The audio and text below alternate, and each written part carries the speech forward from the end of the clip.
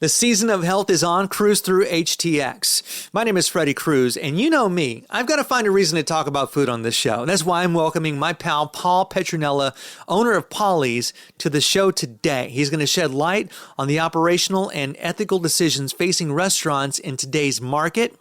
He's going to dive into food quality, local sourcing, and innovative employee health initiatives as a restaurateur.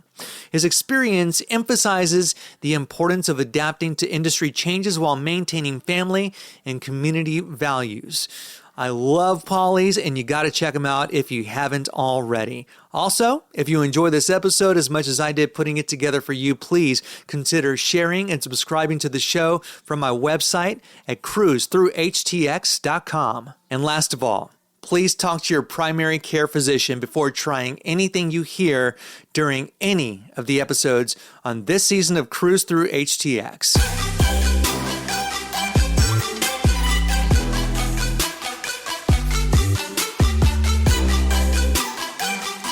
Paul, my man, welcome to the show. Thanks, sir. We met back in the day, possibly 2020, maybe 2019, Girl Scout event. I feel like it was pre-COVID because everything post-COVID is like, I'll never forget it. So probably pre-COVID. I think probably 2019. Yeah. At a Girl Scout event. Yeah, that was fun. Yeah. Judges, you did not have to bake or make anything. It was great. It was one of my funnest events of all time. Yeah, really, man. But you grew up in a restaurant family. What was that like? It's a little crazy. I don't remember a time where my family was not involved in the restaurant business. I mean, I was really literally kind of running around a hot kitchen before I was in school, like a toddler, like 3 or 4 years old. My father was a line cook for my cousin Nash D'Amico and my uncle Charles Petronella and another cousin Damian Mandola's restaurant called D'Amico's on Westheimer, very close to here, at Kirby. I think it's a Chinese restaurant now. But in the 80s, it was like the Italian place on Westheimer. It's like where I remember, if like Tommy Lasorda and the Dodgers came to town, like he was going to Damien's.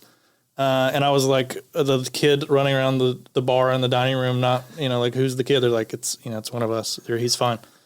But I've always been around that scene, staying up late, falling asleep in the office. And then, it's really hard. My family has always, done business with other family members, cousins, uncles, brothers. There's some stress along with that. So when I was an early adult in college, it's not really what I wanted to do. I had obtained a marketing degree from San Marcos, and I wanted to be in, not media per se, but in advertising, which definitely, we bought media and we made advertisements and we made billboards and TV commercials and radio commercials. I guess it was very much media. But I was more on the kind of account service side. Did that for a while, got my corporate fill, the 9-to-5 kind of fill. And at that time, my parents had opened Polly's. They named it after me. At the time, I really had no intention, zero intent, did not show any interest. Did they tell you that they were going to do that? They did. They were floating names around. Okay. Everything, and it's like they kind of sat me down, like it was like a big deal. Like, hey, we're thinking about naming it Polly's. And at the time, I was like, okay, it's so cool. Like, I'm supposed to meet a friend. Like I was like, is this what the conversation's about? Now that I look back at it, they were planting the seed for me. Hey, like if we're gonna name this after you, we hope that you would kind of take it over. The conversation was not held at that time, but later on, I figured I was like. I realized that's what the conversation was about. I feel like that's a smarter play than trying to guilt you over time into getting into. There might have been a little bit of that. There was a little bit of that too. But it came to be, they were been working in restaurants their whole life, and now they were owning one and really doing everything themselves. They were cooking, managing. They weren't like sitting on top of the hill owners. They were actually cooking the food every day and, running the registers. And it was like true, like the literal meaning of mom and pop. And I worked there off and on while I was finishing college. And then I got to a point in my career in advertising where I was like, we'd sit down and have annual reviews and raises, I was like, man, I'm working on $1 million advertising accounts and I'm not going very far. And I feel like I really have like the personality to do something for myself.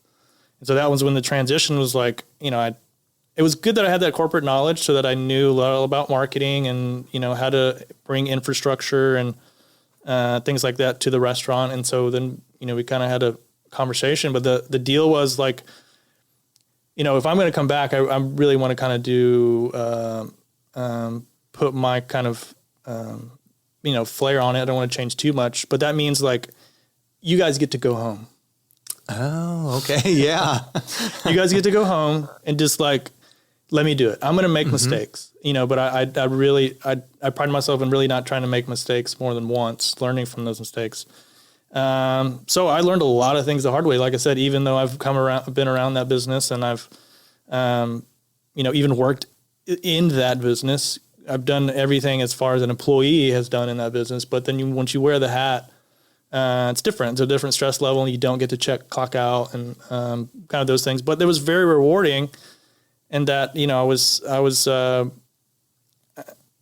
I felt like that I was, kind of turning this family tradition and bringing a new kind of generation into it, as far as the customer base goes. And that was fun. I met a lot of people in the industry, a lot of chefs, and we got to know each other. And I was like, I really loved the restaurant community in Houston because it was super tight. Yeah.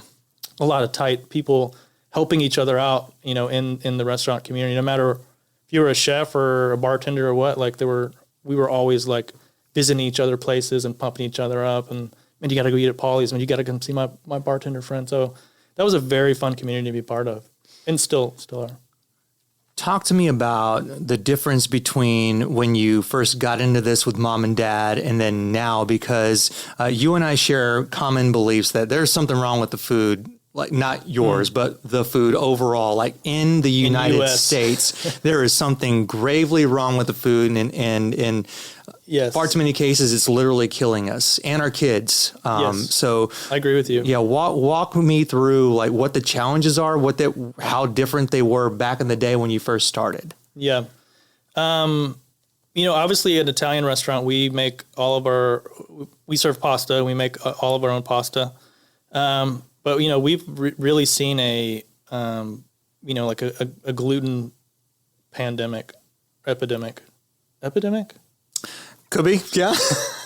Gluten pandemic, epidemic. I don't know. Epidemic. Both. Yeah. I will say epidemic because if you go to eat in Italy, it's, and anybody who's been there who's had pizza or pasta, you don't feel the same way. You don't have that kind of a brick or that, that feeling that, it won't digest properly. And I believe it's because of the wheat that's grown and processed in the U.S. It's either, GMO'd or it's either covered in pesticides or it's either grown in soil that's dead or it's either processed very roughly where it kind of strips all away its natural nutrients. Okay, I'm sorry. You said grown in soil that's dead? Yeah, so our soil we have a soil problem. Wow. It apparently is a problem. And if we don't fix our soil, in a way to do that is to kind of give new life to regenerative farming. We have regenerative farmers in this country, but not enough, where, the whole farm is used, has a purpose, where if you're really doing it right and you're moving your animals around, your crops around, you're not constantly spraying pesticides on the same soil all the time because it's made to kill things, right? So it's going to kill kind of those natural nutrients in that soil. And so whatever you grow out of it, it's going to be like, it's going to be like dead. I get it. It's going to look like broccoli, but it's not going to have those natural nutrients that what we think it's going to have. So that happens to our wheat. Man. I would say wheat and corn are probably the two biggest because those are the biggest crops that we need and use. And yeah. And so if I'm looking for a durum wheat to make our pasta with, which they grow durum here in America, but, it's usually by a big food company who's, one of the four things that I talked about, it's not the same. And so they have to enrich it with vitamins and minerals, but it's like, they're fake. They're not like naturally occurring. Right. So ours is from Italy. It's durum flour and water, and it's from a place in Naples, which is very famous for their pizza and their pizza dough. And so it's, to me, it doesn't make me feel as bad as if I've had like, something cheap, some dry brand off the shelf or something. So, well, and I bet you feel a lot better too, serving this to your customers. I'm much more proud of that. And the problem is, the good stuff is way more expensive, and the bad stuff is super cheap. I've never understood that. Me either, but I'm associating it with the big brands. The big food companies get incentives, and they also get financial help. Where the little guys who are really trying to do regenerative, like where you don't have to have as many chemicals to keep pests off or keep weeds out or whatever it is, they're being squeezed out, and they're not really getting help. And it's such a hard, it's so hard to turn a profit when you're a small guy and you're doing that. So hopefully that will change. We'll see. But I would love to have healthy wheat from the United States of America. Oh yeah, absolutely. I love Italy, and I'm happy to import things there, but we should be able to be growing a wheat that's not destroying our gut. No, I totally am on board with that. And it's mind boggling that you would have to do that sort of thing. Like you're literally buying from across the world. And of course we all love Italy. I've never been there. I would love to go there, what's there not to love? Everyone loves it. Yeah. I think it also makes you more, it makes the restaurant more authentic. So you can, you're actually importing from Italy, but again, at the same time, hey, it'd be cool to buy American. I would love it. I mean, I would love it. Italy is I would love to, source everything for my restaurant locally in the Houston area, Yeah. And you could probably, I'm going to say, no, you probably cannot, but there's there's good produce being grown in Texas. Yeah. But to supply every restaurant and every person with that is impossible. So Gotcha. The way that our agricultural system is set up, these big companies are just pumping it out, making it cheap for us, making it affordable for us. But at the end of the day, it's not great for us. So, Italy is like the ultimate eat local. Yeah. Like people who live in a region, they're so proud of their region. They will not eat cheese from another region. They will not eat prosciutto that's raised in the it's the epitome of eating local. They're like, is that from where I live? I don't want to eat that. Not because it's bad, but they're so proud of their it's produce, like a loyalty, right? Yeah, it's amazing. It's stubborn, but it's I understand it. Yeah. And how do you as a restaurant owner how do you navigate around the world of all the other stuff? You're talking about pasta and how it's that's in and of itself its own problem. Yeah. But then you start talking about some of the other things that are served with your dishes. I was just watching a video on Instagram, and I always knew that food coloring is bad, but apparently it's in a lot dyes. more. These dyes are in a lot more things than I ever thought. So how are you able to?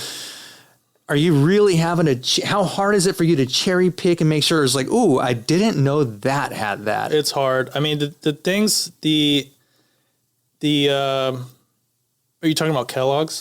Have you seen the Kellogg's? I mean, I think this is how I understand that. Like, I think obviously these dyes have been FDA approved, but the testing is like the amount that we're putting in it for one serving of that is not going to hurt you.